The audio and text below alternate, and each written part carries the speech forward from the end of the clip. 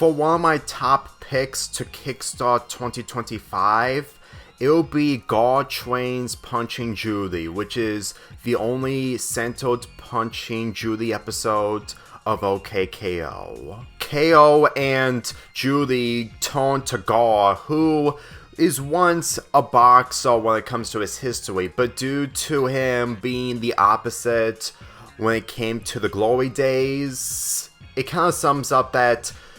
them going to Gar is honestly not the best choice. But this led to the episode to becoming much more better when it comes to Punching Judy's backstory. Her family has better muscles than her, considering that they succeeded when it comes to their strength. And the only family member that she's having trouble with is her sister Punching Trudy. No matter what type of situation that she's in, either in boxing or anything else,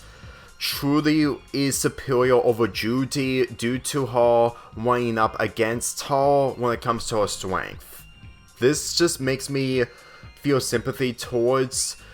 Judy, judging the fact that she doesn't have muscles in comparison to her family, including Trudy, and no matter how much training that she does, especially Gar attempting to do a training montage 3 times, it's not enough because Judy needs a prep talk in order to get that motivation to face off everyone in the championship, including her sister.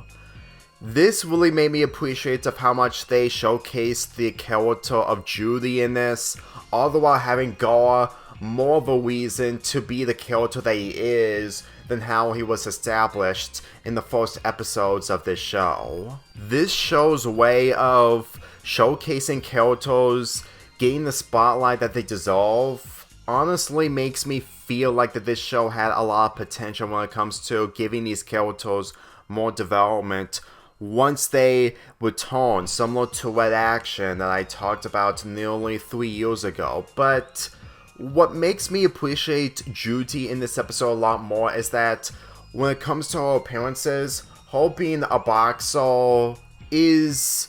promising, and I can understand that people will probably find some enjoyment with her being a boxer. But once we get into this episode, with her just winning the championship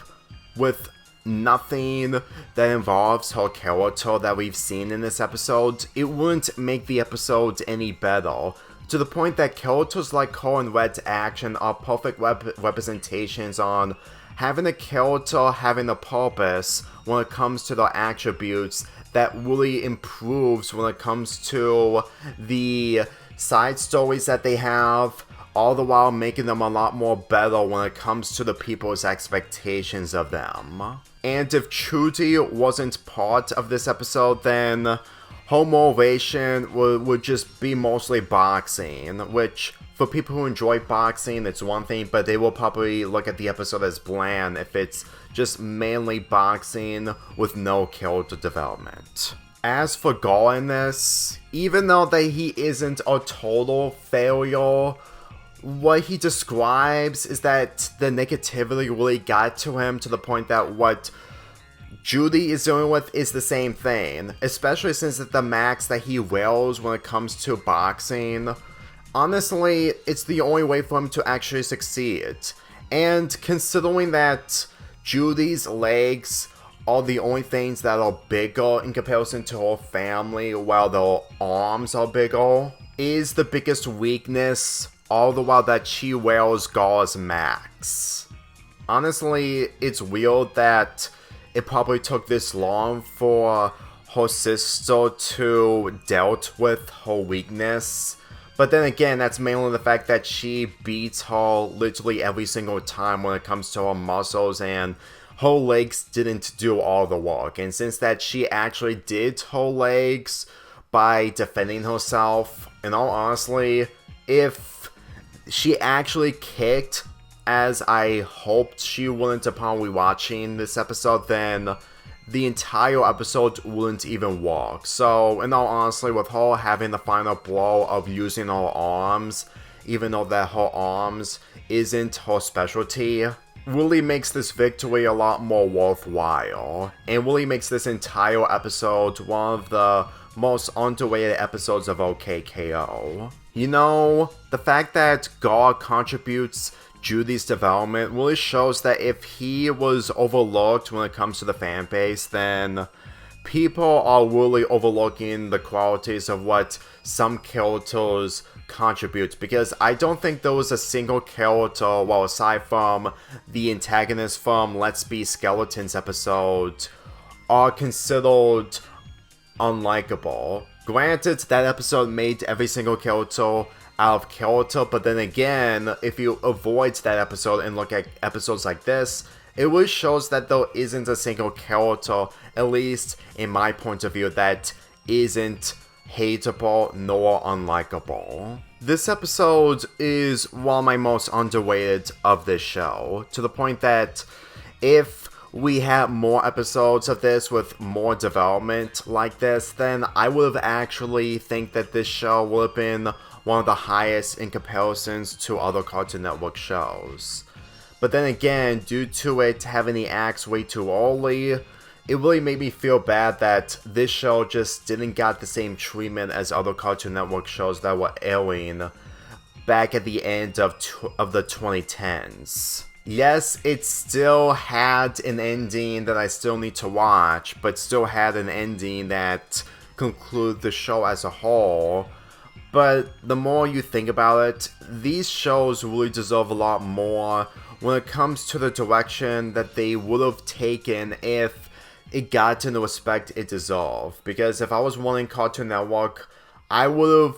have all these episodes scheduled equally, while having new episodes debut on every night instead of every morning, because that's what I've heard from people, that this show's episodes at the time were airing in the morning. Like, it's one thing if it's a show not made by Cartoon Network that was from a different studio / company,